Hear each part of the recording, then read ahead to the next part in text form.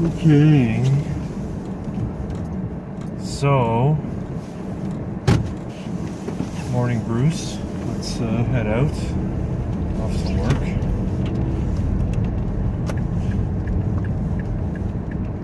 So it's December 20th. Yesterday was a bang-up day. The Electoral College cast their ballots for president, and all this hoopla, all my concern about the Electoral College largely acting faithless and overturning or delegitimizing the presidency of Donald Trump were for naught.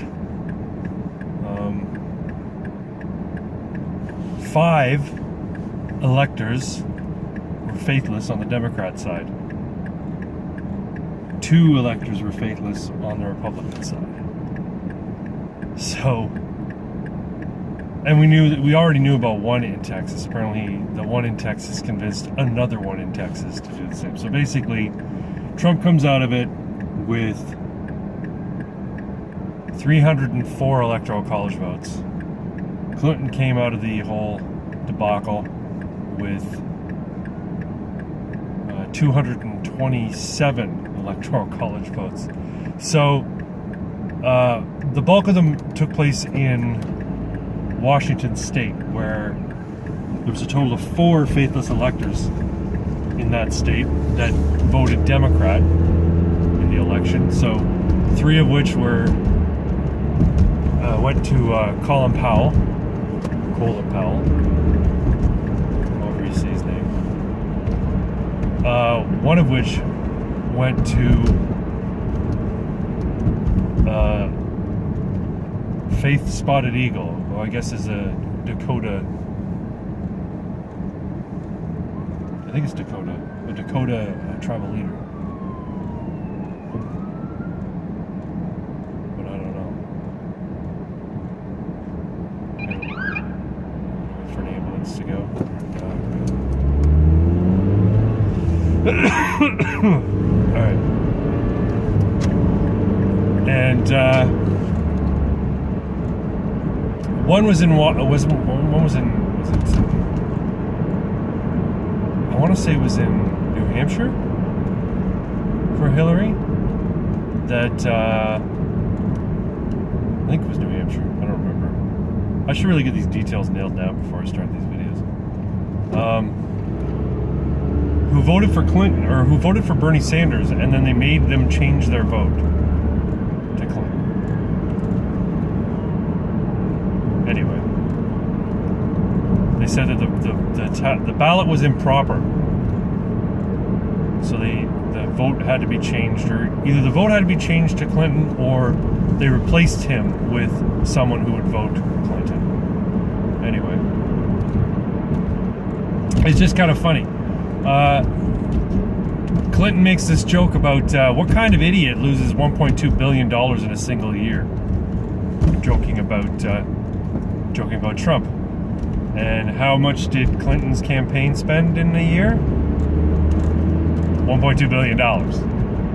No, her joke was, what kind of idiot loses $1 billion in a year? Well, government will lose $1 billion in a year easily. But also the Hillary Clinton campaign lost $1.2 billion in a year. And all of the celebrity endorsements, all of the pleading by actors to, prior to election day, please don't vote for Trump, these actors coming out and asking voters not to vote for Trump in a disgusting display of arrogance. And then these has-been actors and D-list actors come out after the election, but just prior to the Electoral College vote, pleading with electors, please don't vote for Donald Trump. I mean, it'd be pathetic if it wasn't so funny. Or it would be funny if it wasn't so pathetic. I don't know. It's just ridiculous. And of course, then there's the bad news out of Europe. 3 separate attacks in Europe One of which I'm still not sure was a terrorist attack, but on social media people are saying it was a terrorist attack. So, of course, there was the truck plowing into a Christmas market in Berlin, killing 12 people now. That's the body count now, 12 people, injuring I think 49 others or 48 others. There was the assassination, I should say, of the Russian envoy at a gallery opening in Ankara, Turkey, by a Muslim extremist, jihadist. He cited Aleppo as being the reason for it. Somebody said somewhere that his Arabic translated to English was "We die in Aleppo, you die here," or something along those lines. Of course, he said Alaskan snack bar a couple of times. But we can't understand his motivation. Of course, the media are already talking about, well, what could have caused him to become radicalized? He was a police officer. He was a Turkish police officer, and he was off duty when he went nuts and shot the Russian ambassador, the Russian envoy. I think he shot like 8 times, but hit him 5 times. That's pretty bad. You're point blank and you can only hit the guy 5 times, but I guess if you're firing in quick succession, my targets aren't really that great, so I shouldn't be criticizing. But it's really frustrating to hear people on TV, talking heads, humanizing this guy and talking about him like, poor dude. Same goes for the truck driver in Berlin. Turns out he was a Pakistani refugee. First off, I didn't realize that Pakistan was a war zone, and the people coming from Pakistan would be considered refugees. He was a migrant, right? I mean, when the refugee crisis first kicked off, it was just refugees coming, people who had been displaced because of the violence of the war.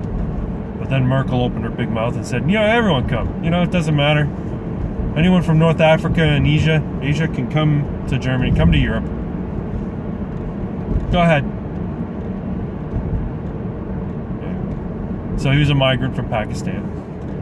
And they were trying to humanize him. They were going, what could have caused him to become radicalized? I don't know, maybe a religion that says death to all non-believers. Maybe it's his ideology that says, the West is the enemy. Christians are the enemy. Everybody but Muslims are the enemy. And I know if people watch this, they're going to go, that's not all Muslims. Of course, they're going to say not all Muslims. No, and I'm not talking about Muslims, individual Muslims. Most individual Muslims are regular folk. They just want a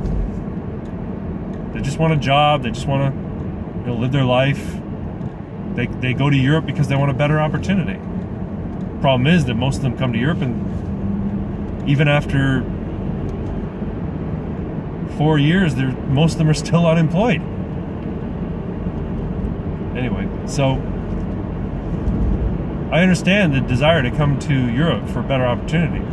Yeah, imagine that. What happens when you enshrine secular values and the rule of law and tolerance and liberty and freedom of religion in a society?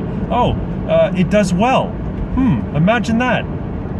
So now you get thousands of Muslims going into UK and demanding a caliphate. So you leave the country, or you look at your homeland where they run the country based on Sharia law. Saudi Arabia's official constitution is the Quran. Places like Afghanistan until shortly after 9/11 were run by the Taliban, and it was a theocratic tyranny that was intolerant of all things non-Muslim, and those places are shitholes. And then UK Muslims are demanding a caliphate. They've gone out 2 or 3 times in the last week, protesting in the street, blocking off major arteries in London, chanting Alaskan snack bar, and screaming for a caliphate. They want to turn the UK into the shitholes of the Middle East and Asia. So you come to the country that has secular values, has the rule of law, has, liberty and freedom and democracy and equal rights, and you come there for the economic opportunity, and then you want to turn it into a shithole that you escape from. Now, I'm sure that many of the Muslims who were protesting in the street were probably UK born. Were probably born in England. It was a mix from people young and old, mostly men, of course. Screaming for a caliphate. And my thoughts are, and I'm not British, so I don't have a right to tell them how they should do things. I guess I got a right to my opinion, but my thought is, if you were protesting and demanding a caliphate in Great Britain, get out. They should deport every single one of them. They should. They've got more CCTV in London than anywhere else in the world. They should just identify everybody who was at that protest, who's chanting, Alaskan snack bar and calling for a British caliphate in Britain, in England, and Europe, and deport them. It doesn't matter, and to me, it doesn't matter if they're UK citizens or not, if they actually have citizens or not. You don't want to live in the United Kingdom because you want something that isn't UK, that isn't European. You don't want to be there. So go somewhere where there is a caliphate. Go somewhere where you have a likelihood of setting up a caliphate. England has an official religion. It's the Church of England, the Anglican Church. You don't get to dictate or demand that another religion, another religio-political ideology supplant what the indigenous people of that country want. Anyway, pissed me off. I get really heated about this. I get more than frustrated by my friends who act as apologists for Islam and use the whole, it's a religion of peace. Most Muslims aren't that bad. Yeah, well, Pew Research says something completely fucking different. And it's time that we just ignored these people who call for understanding of Bronze Age barbarians with cell phones. It's like barbarians from the 7th century decided they were going to hop into trucks and mow people down. They're like time travelers. They've traveled from the past, and they're bent on turning the entire world into a Muslim shithole. Anyway.